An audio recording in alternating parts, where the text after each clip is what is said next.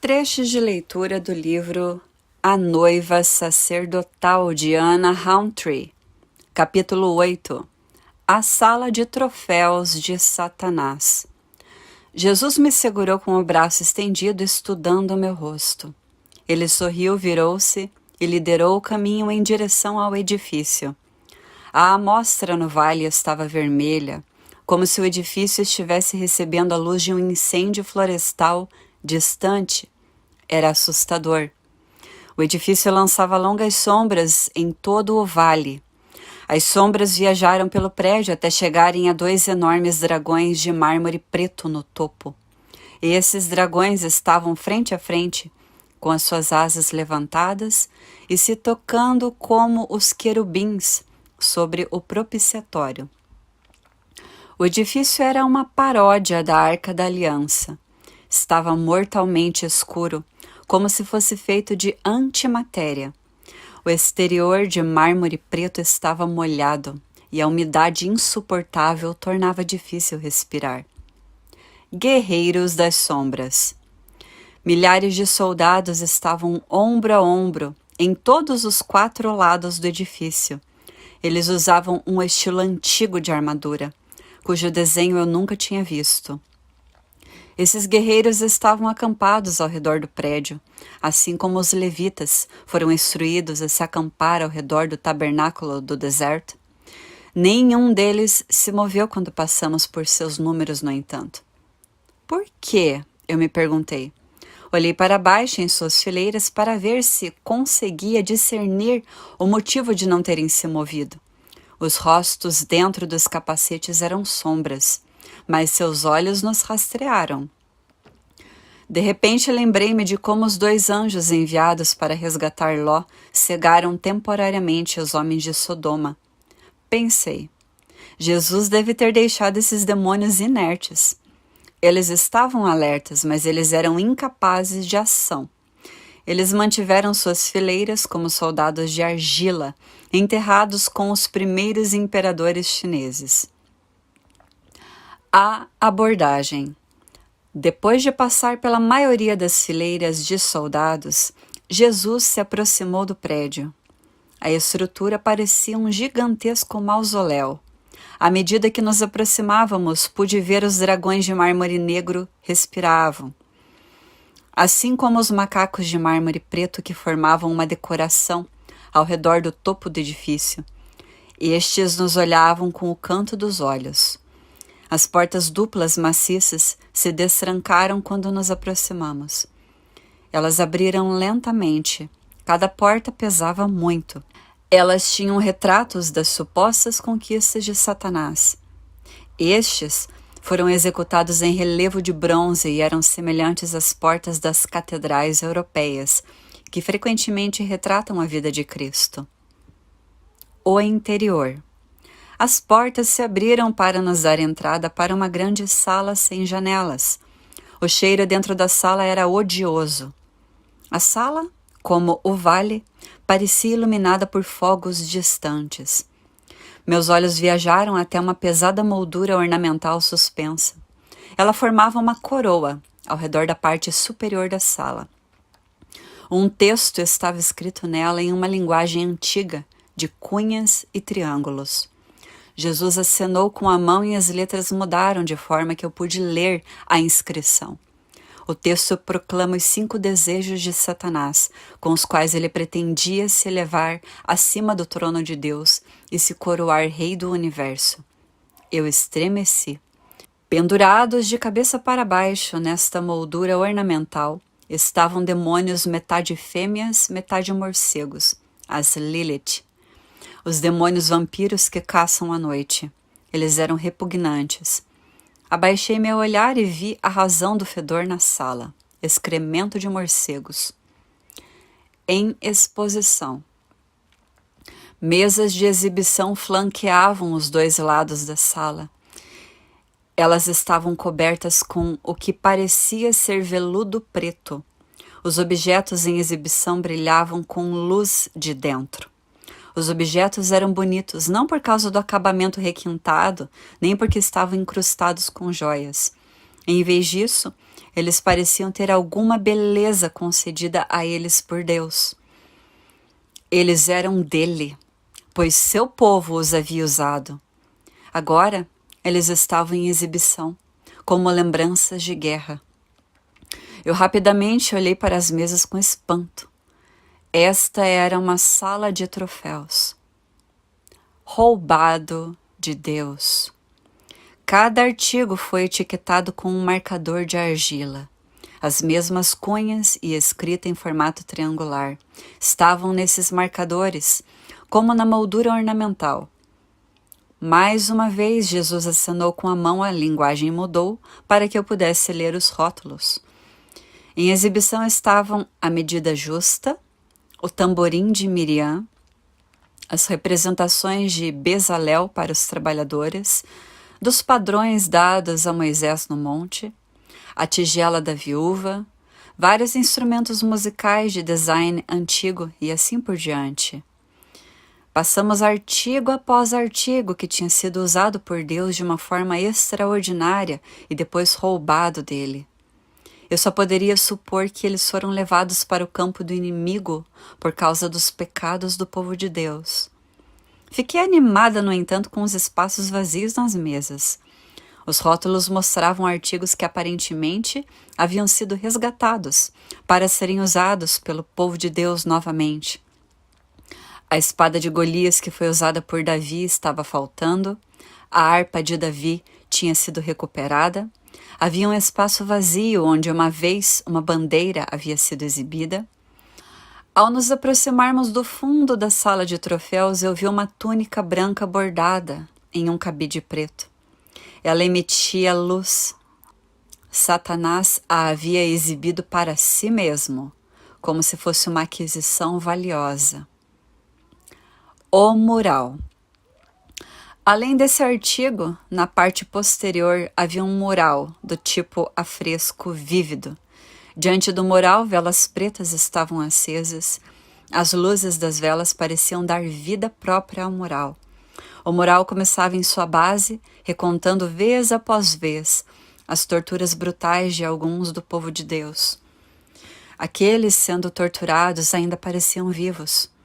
O mural era diferente de tudo o que eu já tinha visto. Era semelhante a um holograma.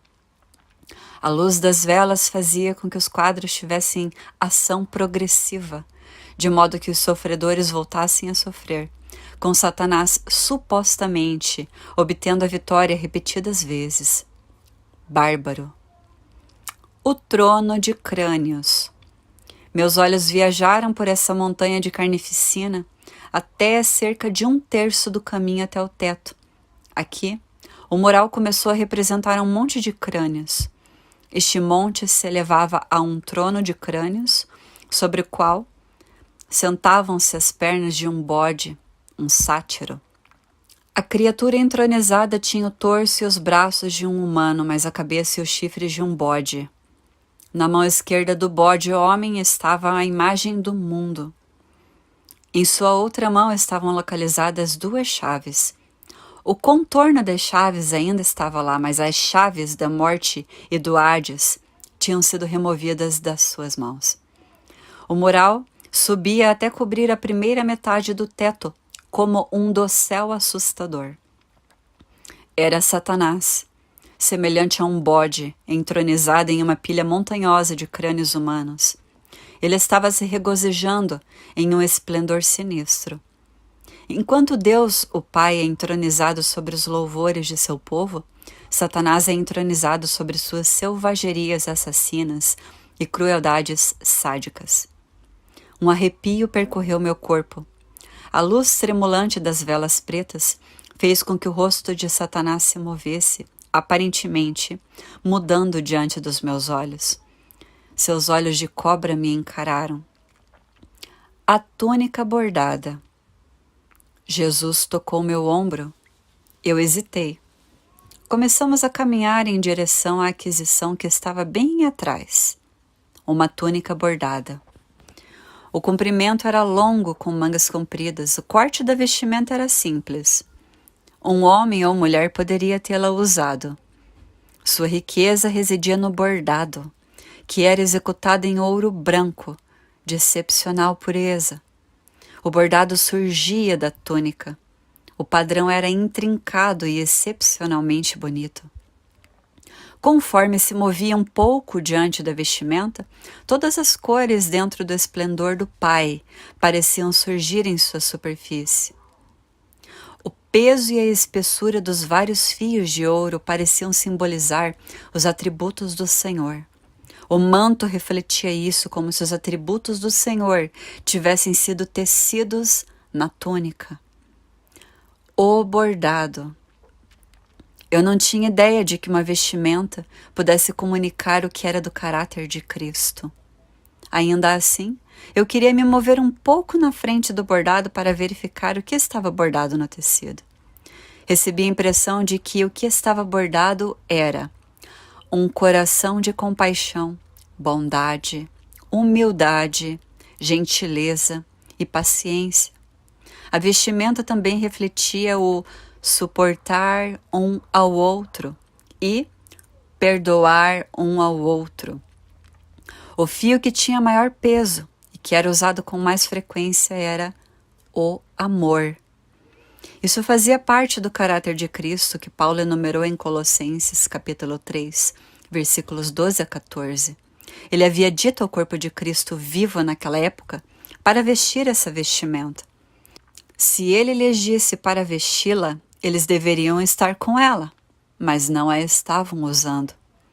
Eu concluí que o pecado acabou permitindo que as vestes fossem tiradas dos filhos de Deus. Triste. Tínhamos grande necessidade disso. Jesus falou comigo calmamente. Essa vestimenta é para a alma e o coração. É uma vestimenta interna que se torna visível por meio de ações, por meio de decisões que efetuam a unidade em Cristo. Ele continuou: eu sou a nova vestimenta interior, outra vestimenta além do eu. O outro supremo é o próprio Deus, o Pai. Os direitos dele, as necessidades dele e os desejos dele antes de tudo. Eu comprei vocês para o nosso Pai.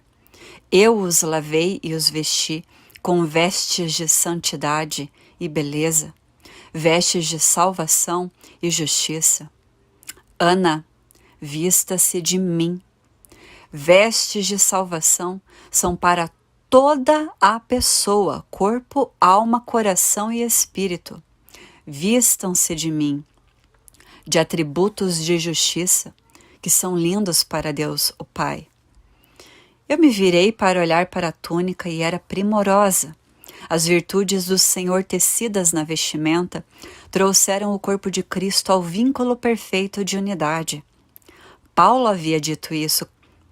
Como precisávamos agora. O Senhor continuou. A vestimenta bordada deve ser usada por aqueles que são a noiva. Foi transmitida em nossa família. Aqueles que estavam entrando em plena união comigo o usavam. Não há nada igual a isso. Pertence à nossa família. Ao olhar para a túnica, percebi que entrar em um relacionamento mais profundo com Cristo significava entrar em uma aliança mais profunda com o seu corpo. Os dois são inseparáveis. A recuperação. Me escute com atenção, Jesus disse calmamente. Quero que você remova a túnica e suba rapidamente nas minhas costas. Sem hesitar, ele colocou a mão no topo do cabide de veludo. Não tive tempo para pensar. Obedeci imediatamente e comecei a remover a túnica. Quanto mais eu desamarrava a roupa, mais forte o Senhor pressionava no topo da prateleira. Eu acho que ele estava compensando algum peso de glória nisso. Ele continuou a pressionar o topo da prateleira enquanto eu dobrei a túnica bordada para que pudesse ser carregada. Quando a vestimenta estava segura, eu olhei para Jesus. Ele deu um lampejo de sorriso, piscou para mim e então tirou a mão da prateleira. A fuga. Gritos, sirenes e alarmes de todos os tipos surgiram imediatamente ao mesmo tempo. Todas as restrições foram removidas. de tudo dentro nesse reino. Rapidamente o Senhor se tornou a águia branca. Nervosamente eu subi em suas costas. Os demônios morcegos vampiros abriram suas enormes asas. Seus olhos estavam vermelhos sangue. Eles assobiaram por suas bocas compresas. Eles estavam enlouquecidos de fúria. As portas da frente da sala de troféus começaram a se fechar.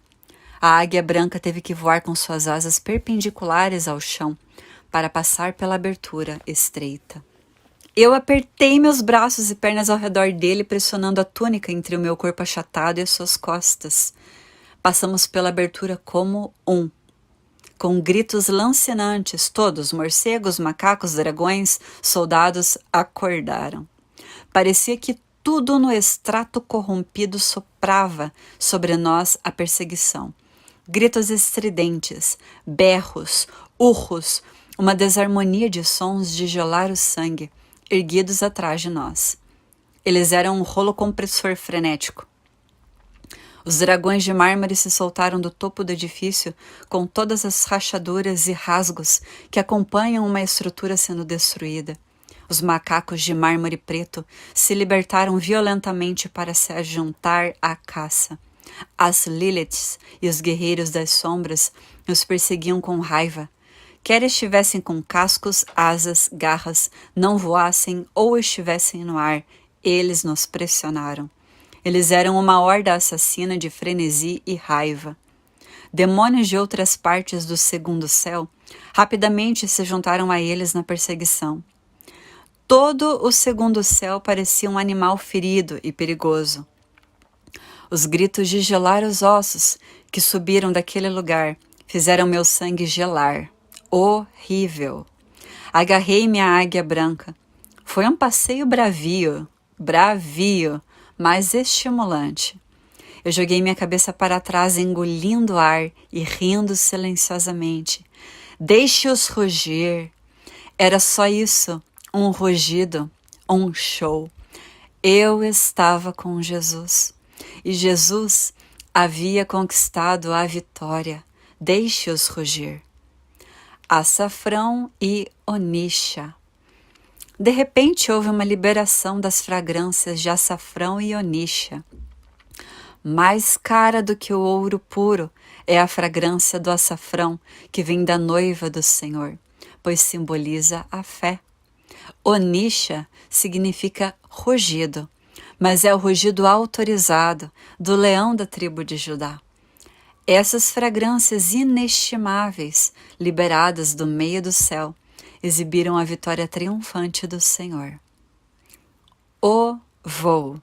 A águia branca voou para o aprisco das ovelhas. Meus sapatos caíram de meus pés quando ele voou pelo portão único e começou a subir. Os demônios do lado de fora da parede gritaram de fúria. Eles seriam punidos por permitir que a vestimenta fosse tirada. Eles e nós sabíamos disso. O Senhor continuou a voar para cima. Havia grande força no bater de suas asas. O miado tornou-se menos distinto à medida que nos afastávamos em direção ao terceiro céu. Enquanto voava, ele falou alto comigo para que eu pudesse ouvi-lo. Você vai usar essa túnica, Ana. Foi restaurada a casa de nosso pai. Agora, muitos irão usá-la. Com grande poder, ele continuou a subir. Quase rindo, ele gritou para mim. Algo antigo,